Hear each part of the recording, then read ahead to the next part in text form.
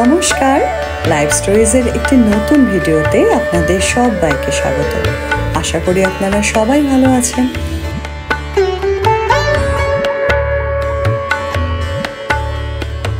আমরা এখন রয়েছি শিবালয় পার্কে।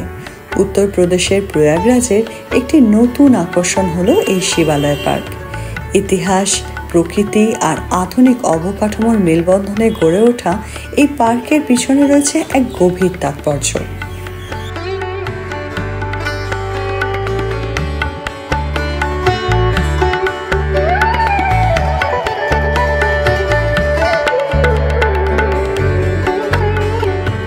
বর্তমানের এই প্রয়াগরাজ, যা আগে পরিচিত ছিল এলাহাবাদ নামে, তা বরাবরই ধর্মীয়, সাংস্কৃতিক এবং প্রাকৃতিক সমৃদ্ধির জন্য বিখ্যাত।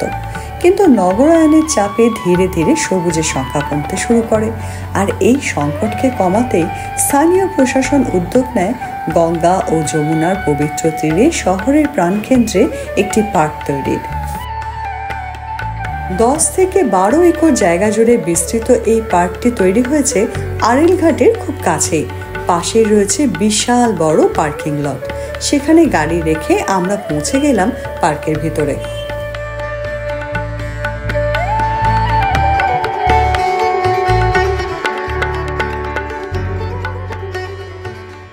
শিবালয় অর্থাৎ শিবের আলয়।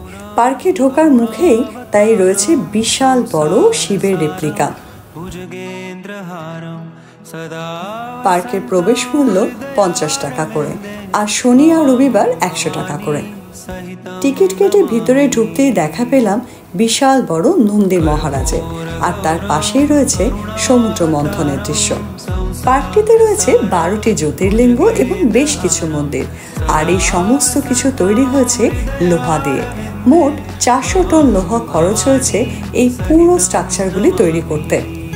এখানে যে জ্যোতির্লিঙ্গগুলি দেখা যায় সেটি হলো সারা দেশের 12টি জ্যোতির্লিঙ্গের রেপ্লিকা বিশেষ।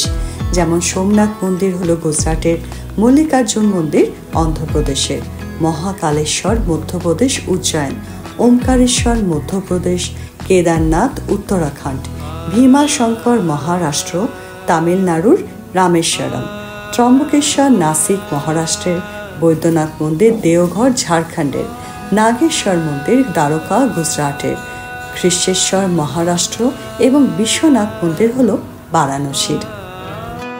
এই 12টি জ্যোতির্লিঙ্গ ছাড়াও এখানে এলে আপনি দর্শন করতে পারবেন বৈদ্যনাথ মন্দির হিমাচল প্রদেশের, কাঠমান্ডু নেপালের পশুপতিনাথ মন্দির, লিঙ্গরাজ মন্দিরটি হল ওড়িশা ভুবনেশ্বরের, আর অন্ধ্রপ্রদেশের বীরভদ্র মন্দিরও।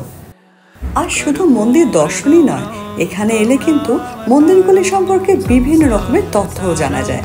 প্রতিটি মন্দিরের সামনে রয়েছে একটি করে বোর্ড, যেখানে সেই মন্দিরগুলি সম্পর্কে এবং জ্যোতির্লিঙ্গগুলি সম্পর্কে বিভিন্ন রকমের তথ্য দেওয়া রয়েছে।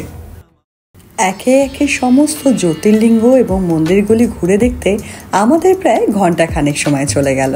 এখানে পার্কটিকে সুন্দর করার জন্য এই জ্যোতির্লিঙ্গ এবং মন্দির ছাড়াও রয়েছে বিভিন্ন landscape garden, walking track, children's corner, open gym, কৃত্রিম জলাধার এবং ফোয়ারা, বিভিন্ন রকমের বসার ব্যবস্থা এবং কয়েকটি খাবারের দোকানও, টয়লেটের ব্যবস্থাও রয়েছে। আর যদি আপনারা চান এখানে কিন্তু বোটিংও করতে পারেন, যদিও আমাদের সময় রোদ এতটাই বেশি ছিল যে আমাদের পক্ষে আর বোটিং করা সম্ভব হয়নি।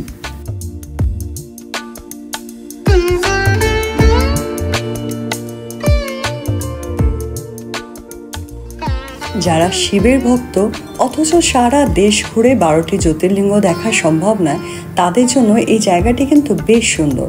একসাথে একই জায়গায় 12টি জ্যোতির্লিঙ্গের রেপ্লিকা কিন্তু খুব সুন্দরভাবে দর্শন করা যায়। বিশেষ করে সন্ধ্যা আরতির সময় এই জায়গাটা আরও সুন্দর লাগে দেখতে।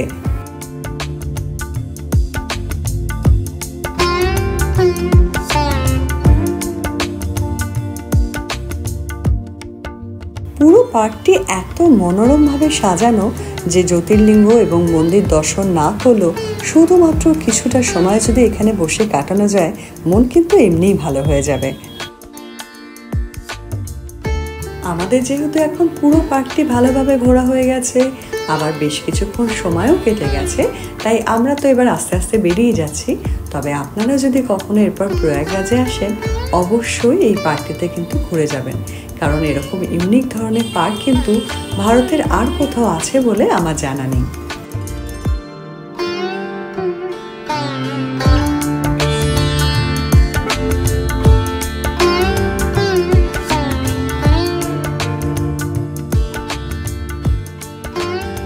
আশা করি আপনাদের সবারই এই পার্কটা বেশ ভালো লাগবে। আর যদি এই ভিডিওটি আপনাদের ভালো লেগে থাকে তাহলে প্লিজ কমেন্ট করে জানাবেন। আর এই ধরনের ভিডিও দেখার জন্য অবশ্যই আমাদের চ্যানেলটিকে সাবস্ক্রাইব করে পাশে থাকবেন। দেখা হবে নতুন একটি ভিডিওতে।